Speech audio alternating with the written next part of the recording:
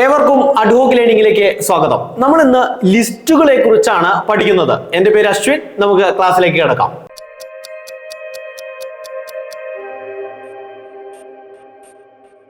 ലിസ്റ്റുകൾ എന്നാൽ കേന്ദ്ര സംസ്ഥാന ഭരണവുമായി ബന്ധപ്പെട്ട നമ്മുടെ ഭരണ വിഷയങ്ങളെ മൂന്നായിട്ട് തരംതിരിച്ചിട്ടുണ്ട്.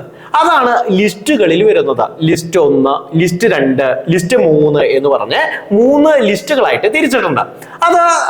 അതിനെക്കുറിച്ചാണ് നമ്മൾ ഇന്ന് ഡിസ്കസ് ചെയ്യുന്നത്. അത് ഭാഗം 11ലാണ്. ഭാഗം 11 അനുച്ഛേദം 245 മുതൽ 263 വരെ, 245 മുതൽ 263 വരെയുള്ള അനുച്ഛേദങ്ങളായിട്ട് ഭാഗം 11ലാണ് കേന്ദ്ര സംസ്ഥാന ബന്ധങ്ങളെ കുറിച്ച് പറയുന്നത്. കേന്ദ്ര സംസ്ഥാന ബന്ധങ്ങളെ കുറിച്ച് പറയുന്നത് ഭാഗം 11 245 മുതൽ 263 വരെയുള്ള അനുച്ഛേദങ്ങളിലാണ്. ഈ ഭാഗത്താണ് ലിസ്റ്റുകൾ പറയുന്നത്. ലിസ്റ്റുകൾ എന്താ കാര്യം? അതായത് ഭരിക്കേണ്ട വിഷയങ്ങളെ, നമ്മുടെ ഭരണ വിഷയങ്ങളെ മൂന്നായിട്ട് ഇന്ത്യയിൽ തരംതിരിച്ചിട്ടുണ്ട്. നമ്മൾ കടമെടുത്ത വസ്തുതകൾ എന്ന് പറഞ്ഞ് പഠിക്കുന്ന സമയത്ത് നമ്മൾ പഠിച്ചിട്ടുണ്ടായിരുന്നു union list, state list, concurrent list, അവശിഷ്ട അധികാരങ്ങൾ എന്നെല്ലാം നമ്മൾ പഠിച്ചിട്ടുണ്ടായിരുന്നു അല്ലെ. അതിലെ യൂണിയൻ ലിസ്റ്റും സ്റ്റേറ്റ് ലിസ്റ്റും കാനഡയിൽ നിന്നുമാണ് കടമെടുത്തതെന്നും കൺകറന്റ് ലിസ്റ്റ് എന്ന് പറയുന്നത് ഓസ്ട്രേലിയയിൽ നിന്നുമാണ് കടമെടുത്തത് എന്നുള്ളതെല്ലാം നമ്മൾ ആ ക്ലാസ്സിൽ പഠിച്ചിട്ടുണ്ട് അല്ലെ. സോ ആ ലിസ്റ്റുകളിൽ എന്തെല്ലാം വരുന്നു, അതുമായി ബന്ധപ്പെട്ട PSC ചോദിക്കാൻ സാധ്യതയുള്ള ചോദ്യങ്ങളുമാണ് ഈ ക്ലാസ്സിൽ നമ്മൾ ഡിസ്കസ് ചെയ്യുന്നത്. സോ 7ാം പട്ടികയിൽ, ഭരണഘടനയുടെ 7ാം പട്ടികയിലാണ് ലിസ്റ്റ് 1 എന്ന് പറഞ്ഞ ലിസ്റ്റ് 1 എന്തെല്ലാം വിഷയങ്ങൾ വരുന്നു അത് ലിസ്റ്റ് ചെയ്തിരിക്കുന്നു. ലിസ്റ്റ് 2 എന്ന് പറഞ്ഞ ലിസ്റ്റ് 2 എന്തെല്ലാം ഉണ്ട്, ലിസ്റ്റ് 3 എന്ന് എഴുതിയിട്ട് ലിസ്റ്റ് 3 എന്തെല്ലാം ഉണ്ട് എന്ന് എഴുതിയിരിക്കുന്നത്. ഈ ലിസ്റ്റ് 1 എന്ന് പറയുന്നതാണ് യൂണിയൻ ലിസ്റ്റ്, ലിസ്റ്റ് 2 എന്ന് പറയുന്നതാണ് സ്റ്റേറ്റ് ലിസ്റ്റ്, ലിസ്റ്റ് 3 എന്ന് പറയുന്നതാണ് കൺകറന്റ് ലിസ്റ്റ്. ഈ 3 ലിസ്റ്റുകളിലെ ആദ്യത്തെ ലിസ്റ്റിൽ, ഫസ്റ്റ് ലിസ്റ്റിൽ പെടുന്ന വസ്തുതകളെ ഭരിക്കേണ്ടത് ആരാണ്? യൂണിയൻ ആണ്, അല്ലെങ്കിൽ പാർലമെന്റ് ആണ്, കേന്ദ്ര മന്ത്രിസഭ അല്ലെങ്കിൽ കേന്ദ്ര ഭരണമാണ്. എന്തിനകത്ത് പറയുന്നത്? ലിസ്റ്റ് 1 പറയുന്നത് കേന്ദ്ര സർക്കാർ ഭരിക്കേണ്ട വിഷയങ്ങളാണ് എന്തിൽ പറയുന്നത്? 1ാമത്തെ ലിസ്റ്റിൽ പറയുന്നത്. 2ാമത്തെ ലിസ്റ്റോ സ്റ്റേറ്റ് ലിസ്റ്റ് ആണ്. പേര് പോലെ തന്നെ അതത് സംസ്ഥാന ഭരണം, അതത് സംസ്ഥാന ഗവൺമെന്റുകൾ ഏതെല്ലാം വിഷയങ്ങളിൽ ഭരണം നടത്തണം, നിയമങ്ങൾ നിർമ്മിക്കണം എന്ന് പറയുന്നതാണ് സ്റ്റേറ്റ് ലിസ്റ്റ്. അപ്പോൾ കൺകറന്റ് ലിസ്റ്റോ സംസ്ഥാന ഗവൺമെന്റിനും അതുപോലെ തന്നെ കേന്ദ്ര ഗവൺമെന്റിനും നിയമങ്ങൾ നിർമ്മിക്കാൻ അധികാരമുള്ള വിഷയങ്ങളെ ക്രോഡീകരിച്ച് എഴുതിയിരിക്കുന്നതാണ് കൺകറന്റ് ലിസ്റ്റ്. അപ്പൊ 3 ലിസ്റ്റുകൾ ഉണ്ട് എന്ന് പഠിച്ചു. ആദ്യത്തെ ലിസ്റ്റിലേക്ക് കടക്കാം. യൂണിയൻ ലിസ്റ്റ് കാനഡയിൽ നിന്നും കടമെടുത്തു. അത് നിലവിൽ വരുന്ന സമയത്ത്, ഭരണഘടന നിലവിൽ വരുന്ന സമയത്ത് 97 വിഷയങ്ങളാണ് അതിലുണ്ടായിരുന്നത്. 97 വിഷയങ്ങൾ. നിലവിൽ 2024 98 വിഷയങ്ങളാണ് നിലവിൽ ആ 1ാമത്തെ ലിസ്റ്റിലുള്ളത്. അപ്പൊ 1ാമത്തെ ലിസ്റ്റിനകത്ത് 97 ഭരണ വിഷയങ്ങൾ ഉണ്ടായിരുന്നു. നിലവിൽ 98 ഭരണ വിഷയങ്ങളുണ്ട്. ആർട്ടിക്കിൾ 246 ആ ഒരു പോയിന്റ് കൂടി പഠിക്കുക. ആർട്ടിക്കിൾ 246 ഭാഗം 11 അനുച്ഛേദം 246 3 ലിസ്റ്റുകളെ കുറിച്ച് പരാമർശിക്കുന്നത്. ഈ 3 ലിസ്റ്റുകളിലും പെടാത്ത വിഷയങ്ങളാണെങ്കിൽ, അപ്പൊ നമ്മൾ പറഞ്ഞു ആദ്യ ലിസ്റ്റ് യൂണിയൻ ഗവൺമെന്റ് ഭരിക്കുന്നു, 2ാമത്തെ ലിസ്റ്റ് സ്റ്റേറ്റ് ഗവൺമെന്റ് ഭരിക്കുന്നു, 3ാമത്തെ ലിസ്റ്റ് ആയിട്ടുള്ള കൺകറന്റ് ലിസ്റ്റ് സംസ്ഥാന ഗവൺമെന്റിനും കേന്ദ്ര ഗവൺമെന്റിനും നിയമം നിർമ്മിക്കാമെന്ന് പറഞ്ഞു. ഈ 3 ലിസ്റ്റിലും ഇല്ലാത്തൊരു വിഷയമാണെന്ന് വിചാരിക്കാം. അത് നമ്മൾ മുമ്പ് പഠിച്ച, മുമ്പത്തെ കടമെടുത്ത ക്ലാസ്സിൽ പഠിച്ചത് അല്ലെ. അതായത് 3 ലിസ്റ്റിലും ഇല്ലാത്ത ഒരു വിഷയം. നമ്മുടെ ഭരണഘടനാ നിർമ്മാണ സഭ ഉണ്ടായിരുന്ന കാലഘട്ടത്തിൽ 1950കളിലൊന്നും ചിന്തിക്കാനേ പറ്റാത്ത ഏതെങ്കിലും ഭരണ വിഷയം വന്നുവെങ്കിൽ അത്തരം വിഷയങ്ങളെ അവശിഷ്ട അധികാരങ്ങൾ ഉപയോഗിച്ചുകൊണ്ട് യൂണിയൻ ഗവൺമെന്റിനെ നിയമങ്ങൾ നിർമ്മിക്കാമെന്ന് പറയുന്നു. ഈ അവശിഷ്ട അധികാരങ്ങളെ കുറിച്ച് പരാമർശിക്കുന്ന അനുച്ഛേദമാണ് 248. അനുച്ഛേദം 248 അവശിഷ്ട അധികാരങ്ങളെ കുറിച്ച് പരാമർശിക്കുന്നത്. അവശിഷ്ട അധികാരങ്ങൾ എന്ന് പറയുന്ന ആശയം കടം കൊണ്ടിട്ടുള്ളതും ഏത് രാജ്യത്തു നിന്നാണ്? കാനഡയിൽ നിന്നുമാണ്. ഇത്രയും പഠിച്ചു വെക്കാം. ഇനി ഓരോ ലിസ്റ്റുകളിലും വരുന്ന വിഷയങ്ങളെ കുറിച്ച് പഠിച്ചു കഴിഞ്ഞാൽ നമുക്ക് ലിസ്റ്റുകളിൽ നിന്നും ചോദിക്കാൻ സാധ്യതയുള്ള ഭാഗങ്ങളൊക്കെ. അപ്പോൾ താഴെ തന്നിരിക്കുന്നതിനകത്തുള്ള വിഷയങ്ങളിൽ ഏതെല്ലാമാണ് യൂണിയൻ ലിസ്റ്റിൽ പെടുന്നത്, ഏതെല്ലാമാണ് സ്റ്റേറ്റ് ലിസ്റ്റിൽ പെടുന്നത്, ഏതെല്ലാമാണ് കൺകറന്റ് ലിസ്റ്റിൽ പെടുന്നത് എന്നെല്ലാം ചിലപ്പോൾ ചോദ്യങ്ങൾ വരാം. ചേരുമ്പടി ചേർക്കാവുന്ന രീതിയിൽ ചോദ്യങ്ങൾ തരാം. അപ്പൊ അത് കാരണം കൊണ്ട് ഡീറ്റെയിൽ ആയിട്ട് പഠിച്ച് വായിച്ചു മനസ്സിലാക്കി വെക്കുക. എല്ലാ വിഷയങ്ങളും കാണാപ്പാടം പഠിക്കാൻ പറ്റില്ല. ഇപ്പൊ 98 വിഷയങ്ങളുണ്ട് യൂണിയൻ ലിസ്റ്റില്. 98 കാണാണ്ട് പഠിക്കാൻ പറ്റുമോ? എളുപ്പമല്ല. പക്ഷെ ഏകദേശം ഒരു ഐഡിയ വെച്ചിട്ട് എന്ത് ചെയ്യാം? യൂണിയൻ ലിസ്റ്റുകൾ പഠിച്ചെടുക്കാൻ പറ്റും. അതായത് കേന്ദ്ര ഭരണം നടത്തുന്ന വിഷയങ്ങൾ എന്തൊക്കെയായിരിക്കും? നിങ്ങൾ എന്നെ ഒന്ന് ചിന്തിച്ചു നോക്കൂ. ഇപ്പോ വിദേശകാര്യം എന്ന് പറയുന്നത് അത് കേന്ദ്ര ഗവൺമെന്റ് ആണോ ചെയ്യുക, സംസ്ഥാന ഗവൺമെന്റ് ആണോ ചെയ്യുക? നിങ്ങളൊന്ന് ചിന്തിച്ചു നോക്കൂ. വിദേശകാര്യം അത് കേന്ദ്ര ഗവൺമെന്റ് ആയിരിക്കും അല്ലെ. സോ വിദേശകാര്യം എന്ന് പറയുന്നത് യൂണിയൻ ലിസ്റ്റ് ആണ്. അതുപോലെ തന്നെ റെയിൽവേ എന്ന് പറയുന്നത് യൂണിയൻ ലിസ്റ്റ് ആണ്. ലോട്ടറി യൂണിയൻ ലിസ്റ്റ് ആണ്. പ്രതിരോധം നിങ്ങൾ നോക്കൂ. ഡിഫൻസ് മിനിസ്റ്റർ എന്നൊക്കെ പറയുന്നത് കേരള ഡിഫൻസ് മിനിസ്റ്റർ ഉണ്ടോ? ഇല്ല. സംസ്ഥാനത്തിനകത്ത് ഡിഫൻസ് മിനിസ്റ്റർ അല്ല, കേന്ദ്രത്തിലാണ് ഡിഫൻസ് മിനിസ്റ്റർ ഉണ്ടാവുക അല്ലെ. അപ്പോ പ്രതിരോധം. അതുപോലെ തപാൽ ആൻഡ് ടെലഗ്രാഫ്, ഇൻഷുറൻസ്, ബാങ്കിങ്, പൗരത്വ നിയമങ്ങളൊക്കെ നമ്മൾ പഠിച്ചു. അനുച്ഛേദം 11 പ്രകാരം പാർലമെന്റ് ആണ് നിയമം ഉണ്ടാക്കുക. അപ്പോൾ പൗരത്വം. അതുപോലെ യൂണിയൻ പബ്ലിക് സർവീസ് കമ്മീഷൻ, ഓഹരി വിപണി, പെട്രോളിയം, വരുമാന നികുതി, അതുപോലെ ദേശീയ പ്രാധാന്യമുള്ള വിദ്യാഭ്യാസ സ്ഥാപനങ്ങൾ, അത് എടുത്തു പഠിക്കുക. ദേശീയ പ്രാധാന്യമുള്ള വിദ്യാഭ്യാസ സ്ഥാപനങ്ങൾ. വിദ്യാഭ്യാസം യൂണിയൻ ലിസ്റ്റ് അല്ല, അത് കൺകറന്റ് ലിസ്റ്റ് ആണ്.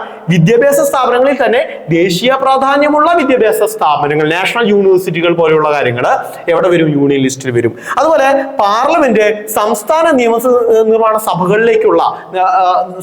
നിയമസഭകളിലേക്കുള്ള തെരഞ്ഞെടുപ്പ്, അതായത് കേന്ദ്ര തെരഞ്ഞെടുപ്പ് കമ്മീഷൻ അല്ലെ ലോക്സഭയിലേക്കും അതുപോലെ ഈ പറഞ്ഞ പാർലമെന്റിലേക്കും നിയമസഭകളിലേക്കുള്ള തെരഞ്ഞെടുപ്പ് നടത്തുന്നത്. സോ കേന്ദ്ര തെരഞ്ഞെടുപ്പ് കമ്മീഷൻ എന്ന് പറയുന്ന എല്ലാം ഏതിനകത്ത് വരുന്നു? ഇതുപോലെ ഈ നിയമസഭയിലേക്കുള്ള തെരഞ്ഞെടുപ്പും ലോക്സഭയിലേക്കുള്ള തെരഞ്ഞെടുപ്പും എല്ലാം യൂണിയൻ ലിസ്റ്റിലാണ്. ഇനി ഒരുപാട് വിഷയങ്ങളുണ്ട്, 98 വിഷയങ്ങളുണ്ട് അല്ലെ. അപ്പൊ നമ്മൾ നോട്ട് തരുന്ന സമയത്ത് അതിൽ കൂടുതൽ ഇമ്പോർട്ടന്റ് ആയിട്ടുള്ള എല്ലാ പോയിന്റുകളും എന്ത് ചെയ്യാം, അതിനകത്ത് ഉൾക്കൊള്ളിക്കാം. നിങ്ങൾ നിർബന്ധമായും പഠിക്കേണ്ട കുറച്ച് വിഷയങ്ങളാണ്, നിങ്ങൾ മനസ്സിലാക്കി വെക്കേണ്ട വിഷയങ്ങളാണ് ഈ ക്ലാസ്സിനകത്ത് ഞാൻ ഡിസ്കസ് ചെയ്തിട്ടുള്ളത്. ഓക്കെ, ബാക്കിയുള്ളതും നിങ്ങൾ എന്ത് ചെയ്യുക, വായിക്കുക. 2-3 പ്രാവശ്യം വായിച്ച് മനസ്സിലാക്കാൻ ശ്രമിക്കുക. ഇനി നമുക്ക് രണ്ടാമത്തെ ലിസ്റ്റ് ആയിട്ടുള്ള സ്റ്റേറ്റ് ലിസ്റ്റിലേക്ക് കിടക്കാം. സ്റ്റേറ്റ് ലിസ്റ്റും കടമെടുത്തുള്ള എവിടെന്നാ? കാനഡയിൽ നിന്നുമാണ്. അത് നിലവിൽ വരുന്ന സമയത്ത് 66 വിഷയങ്ങളുണ്ടായിരുന്നു. പിന്നീട് അത് 59 വിഷയങ്ങളായി. അതിലെ പ്രധാനപ്പെട്ട വിഷയങ്ങൾ പോലീസ്, കൃഷി, തദ്ദേശ സ്വയംഭരണം. ഏതൊക്കെയാണ്? പോലീസ്, കൃഷി, തദ്ദേശ സ്വയംഭരണം, പൊതുജനാരോഗ്യം, ഫിഷറീസ്, മദ്യം, ജയിൽ, കെട്ടിട നികുതി, വാഹന നികുതി, ജലസേചനം. ഇത്തരം കാര്യങ്ങളാണ് ഏറ്റവും പ്രധാനമായിട്ട് നിങ്ങൾ സ്റ്റേറ്റ് ലിസ്റ്റ് പഠിക്കേണ്ടത്. ഇനിയും വിഷയങ്ങളുണ്ട്. നിങ്ങൾ എന്ത് ചെയ്യണം? നോട്ട് തരുമ്പോൾ അതിനകത്ത് കൂടുതൽ വിഷയങ്ങൾ ഉൾപ്പെടുത്താം. ആ കാര്യങ്ങളെല്ലാം പഠിച്ചു വെക്കുക കേട്ടോ. അപ്പൊ പോലീസ്, കൃഷി, തദ്ദേശ സ്വയംഭരണം, പൊതുജനാരോഗ്യം, ഫിഷറീസ്, മദ്യം, ജയിൽ, കെട്ടിട നികുതി, വാഹന നികുതി, ജലസേചന നികുതി. സിമ്പിൾ ആയിട്ട് പഠിക്കാൻ നിങ്ങൾ ഇങ്ങനെ ആലോചിക്കുക. കംപ്ലീറ്റ്ലി അത് അതുപോലെ തന്നെ പഠിക്കാൻ പറ്റില്ല. അതായത് സംസ്ഥാന മന്ത്രികൾ അല്ലെ, സംസ്ഥാനത്തിലെ പോർട്ട്ഫോളിയോ ഉള്ള മന്ത്രികൾ ആലോചിക്കാം. അത് മിക്കവാറും വിഷയങ്ങൾ എല്ലാം അല്ല. അപ്പൊ വിദ്യാഭ്യാസം എന്ന് പറയുന്നത് കൺകറന്റ് ലിസ്റ്റിലാ അല്ലെ, എല്ലാം വരില്ല. പക്ഷെ കുറെ വിഷയങ്ങൾ ഒരുവിധം എല്ലാം എവിടെ ഉണ്ടാവും? സ്റ്റേറ്റ് ലിസ്റ്റ് ഉണ്ടാവും. അതുപോലെ തന്നെ കേന്ദ്ര മന്ത്രിസഭയിലുള്ള പല മന്ത്രിമാരും എടുത്തു കഴിഞ്ഞാൽ പ്രതിരോധ മന്ത്രി, റെയിൽവേ മന്ത്രി അല്ലെ, വിദേശകാര്യ മന്ത്രി, ഇതെല്ലാം എവിടെയുണ്ട്? യൂണിയൻ ലിസ്റ്റ് ഉണ്ട്. കാണാപ്പാട് അതുപോലെ തന്നെ നിങ്ങൾക്ക് പഠിക്കാൻ പറ്റില്ല, തെറ്റും. കാരണം എന്താ വെച്ച് കഴിഞ്ഞാൽ എല്ലാം അങ്ങനെയല്ല. 2 സ്ഥലത്തും ഉള്ള മന്ത്രിമാർ കാണാം. കേരളത്തിലും ഉള്ള അതേ വകുപ്പ് തന്നെ കേന്ദ്രത്തിലും കാണാം. എന്നാൽ അത് കൺകറന്റ് ലിസ്റ്റ് വരണമെന്നില്ല. ചിലപ്പോൾ സ്റ്റേറ്റ് ലിസ്റ്റ് ആയിരിക്കാം, ചിലപ്പോൾ യൂണിയൻ ലിസ്റ്റ് ആയിരിക്കാം. ഒരുവിധം കാര്യങ്ങളിൽ നിങ്ങൾക്ക് എന്ത് ചെയ്യാം? ഇങ്ങനെ ഞാൻ പറഞ്ഞതുപോലെ ആലോചിച്ച് വെച്ചിട്ട് പഠിക്കാൻ പറ്റും കേട്ടോ. അടുത്ത ലിസ്റ്റാണ് കൺകറന്റ് ലിസ്റ്റ്. മൂന്നാമത്തെ ലിസ്റ്റാണ് കൺകറന്റ് ലിസ്റ്റ്. നിങ്ങൾക്കറിയാം ഓസ്ട്രേലിയയിൽ നിന്നുമാണ് കടമെടുത്തത്. 47 വിഷയങ്ങളായിരുന്നു ഉണ്ടായിരുന്നത്. നിലവിൽ 52 വിഷയങ്ങളുണ്ട്. 1976 42ാം ഭരണഘടനാ ഭേദഗതി പഠിച്ചു വയ്ക്കുക.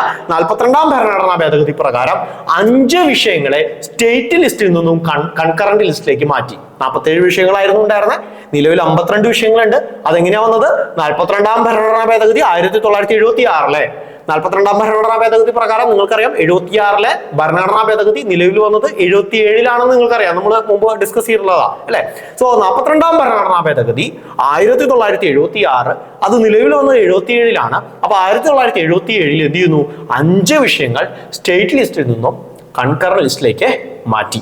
അങ്ങനെ 52 വിഷയങ്ങളായി. ആ 5 വിഷയങ്ങൾ ഏതൊക്കെയാ? വിദ്യാഭ്യാസം, ഇത് ചോദിക്കാൻ സാധ്യതയുള്ള വിഷയങ്ങളാണ്. വിദ്യാഭ്യാസം, വനം, ഭാരവും അളവുകളും അതൊറ്റ വിഷയമാണ്. വന്യമൃഗങ്ങൾ, പക്ഷികൾ എന്നിവയുടെ സംരക്ഷണം, അത് എവിടെയാ വരുന്നത്? കൺകറന്റ് ലിസ്റ്റിലാണ് വരുന്നത്. നീതിന്യായ ഭരണം. അപ്പൊ 5 കാര്യങ്ങളാണ് പഠിച്ചു നോക്കിയ: വിദ്യാഭ്യാസം, വനം, ഭാരം, അളവുകൾ, വന്യമൃഗങ്ങൾ, പക്ഷികൾ എന്നിവയുടെ സംരക്ഷണം, നീതിന്യായ ഭരണം. കഴിഞ്ഞിട്ടില്ല, ഇത്രയല്ല കൺകറന്റ് ലിസ്റ്റ്. 52 വിഷയങ്ങളുണ്ട്. അതിൽ ഇമ്പോർട്ടന്റ് ആയിട്ടുള്ള കുറച്ച് വിഷയങ്ങൾ കൂടി ഞാൻ ഡിസ്കസ് ചെയ്യാം. വൈദ്യുതി എവിടെ വരുന്നത്? കൺകറന്റ് ലിസ്റ്റിലാണ്. അതുപോലെ തന്നെ ട്രേഡ് യൂണിയൻ, ഫാക്ടറി, ദത്തെടുക്കൽ, ജനന മരണ രജിസ്ട്രേഷൻ. ഏതൊക്കെയാണ്? വൈദ്യുതി, ട്രേഡ് യൂണിയൻ, ഫാക്ടറികൾ, ദത്തെടുക്കൽ, ജനന മരണ രജിസ്ട്രേഷൻ. അതുപോലെ തന്നെ ഈ അടുത്ത് PSC ചോദിച്ചിട്ടുള്ള ചോദ്യമാണ് പത്രങ്ങൾ, പുസ്തകങ്ങൾ, അച്ചടിശാലകൾ. ഏതൊക്കെയാണ്? പത്രങ്ങൾ, പുസ്തകങ്ങൾ, അച്ചടിശാലകൾ. ഇതെല്ലാം എവിടെയാണ് വരുന്നത്? കൺകറന്റ് ലിസ്റ്റ് ആണ് വരുന്നത്. അപ്പൊ കൺകറന്റ് ലിസ്റ്റിനും ഇനിയും കുറച്ച് വിഷയങ്ങളുണ്ട്, അതെല്ലാം നമ്മുടെ നോട്ടിനകത്ത് ഉൾപ്പെടുത്താം. അപ്പൊ 3 ലിസ്റ്റുകളെ കുറിച്ച് കൃത്യമായിട്ട് പഠിച്ചേക്കുക. ആദ്യത്തെ ലിസ്റ്റ് യൂണിയൻ ലിസ്റ്റ്, രണ്ടാമത്തെ ലിസ്റ്റ് സ്റ്റേറ്റ് ലിസ്റ്റ്, മൂന്നാമത്തെ ലിസ്റ്റ് കൺകറന്റ് ലിസ്റ്റ്. ഇത് 3നും ഇല്ലാത്ത വിഷയങ്ങളാണെങ്കിൽ അവശിഷ്ടാധികാരങ്ങളാണ്, ആർട്ടിക്കിൾ 248 ആണ്. ഇനി ഒരു 2-3 പോയിന്റ് കൂടി പഠിച്ചു വെക്കുക. അതായത് ചില വിഷയങ്ങൾ ഇപ്പൊ കൺകറന്റ് ലിസ്റ്റിലുള്ള വിഷയമാണെന്ന് വിചാരിക്കാം. അപ്പൊ നിങ്ങൾക്കറിയാം സംസ്ഥാന സർക്കാരിനും അതുപോലെ തന്നെ കേന്ദ്ര സർക്കാരിനും എന്ത് ചെയ്യാം? നിയമങ്ങൾ നിർമ്മിക്കാം. പക്ഷേ ഒരേ വിഷയത്തിൽ ഇപ്പൊ വിദ്യാഭ്യാസം എടുക്കാം. ഈ വിദ്യാഭ്യാസത്തിനകത്ത് തന്നെ സംസ്ഥാന സർക്കാർ ഒരു നിയമം ഉണ്ടാക്കി, അതിനുശേഷം കേന്ദ്ര സർക്കാരും അതേ വിഷയത്തിൽ ഒരു നിയമം ഉണ്ടാക്കി. ഇത് രണ്ടും തമ്മിൽ കോൺഫ്ലിക്റ്റ് ആയാൽ ഈ 2 നിയമങ്ങളും തമ്മിൽ എന്ത് ചെയ്യുന്നു? കുറച്ച് വിദ്വേഷങ്ങൾ, അങ്ങോട്ടും ഇങ്ങോട്ടും ഓപ്പോസിറ്റ് ആയിട്ടുള്ള 2 നിയമങ്ങളാണ് ഉണ്ടാക്കിയതെങ്കിൽ ഏത് നിയമത്തിനാ പ്രാധാന്യം കൊടുക്കേണ്ടത്, ഏത് നിയമം നിലനിൽക്കുക എന്ന് ചോദിച്ചു കഴിഞ്ഞാൽ അത് കേന്ദ്ര ഗവൺമെന്റിന്റെ നിയമമായിരിക്കും നിലനിൽക്കുക, സംസ്ഥാന ഗവൺമെന്റിന്റെ നിയമമല്ല. ഏതെങ്കിലും വിഷയങ്ങളുമായി ബന്ധപ്പെട്ട് ഇപ്പൊ കേന്ദ്ര നിയമവും സംസ്ഥാന നിയമവും അല്ലെങ്കിൽ ഈ കൺകറന്റ് സബ്ജക്റ്റിനകത്തുള്ള ഒരു വിഷയവുമായി ബന്ധപ്പെട്ട് എന്തെങ്കിലും കോൺഫ്ലിക്റ്റ് വന്നു കഴിഞ്ഞാൽ ഏത് നിയമമായിരിക്കും നിലനിൽക്കുക? നിങ്ങൾ പഠിച്ചു വെക്കുക, കേന്ദ്ര നിയമമായിരിക്കും നിലനിൽക്കുക എന്നുള്ളത് പഠിച്ചു വെക്കുക. പക്ഷെ അതത് സംസ്ഥാനങ്ങൾക്കകത്ത് വേണമെങ്കിൽ എന്ത് ചെയ്യാം? ആ സംസ്ഥാനത്തിന്റെ നിയമം വേണമെങ്കിൽ പ്രാബല്യത്തിൽ കൊണ്ടുവരാം. മനസ്സിലാവുന്നുണ്ടോ? ഇനി സംസ്ഥാനത്തിലല്ല, ഒരു സംസ്ഥാനവുമായി ബന്ധമില്ലാത്ത ഒരു പ്രദേശമാണെന്ന് വിചാരിക്കുക, സംസ്ഥാനങ്ങളിൽ പെടാത്ത ഒരു പ്രദേശമാണ്, ഇന്ത്യയുടെ ഒരു ടെറിട്ടറി ആണെങ്കിൽ അവിടെ ഏത് നിയമം മാത്രമേ വരുള്ളൂ? കേന്ദ്ര നിയമം മാത്രമേ വരുള്ളൂ എന്നും പഠിച്ചു വെക്കാം. സോ ഇത്രയാണ് ലിസ്റ്റുമായി ബന്ധപ്പെട്ട നമ്മൾ അറിഞ്ഞിരിക്കേണ്ട കാര്യങ്ങൾ. നന്നായിട്ട് റിവൈസ് ചെയ്ത് പഠിക്കാം. ഞാൻ പറഞ്ഞതുപോലെ നോട്ടിൽ വരുമ്പോൾ ഉണ്ടാകുന്ന മറ്റു വിഷയങ്ങൾ കൂടി ഒരുപാട് പ്രാവശ്യം വായിച്ച് മനസ്സിലാക്കി പഠിക്കാൻ ശ്രമിക്കുക.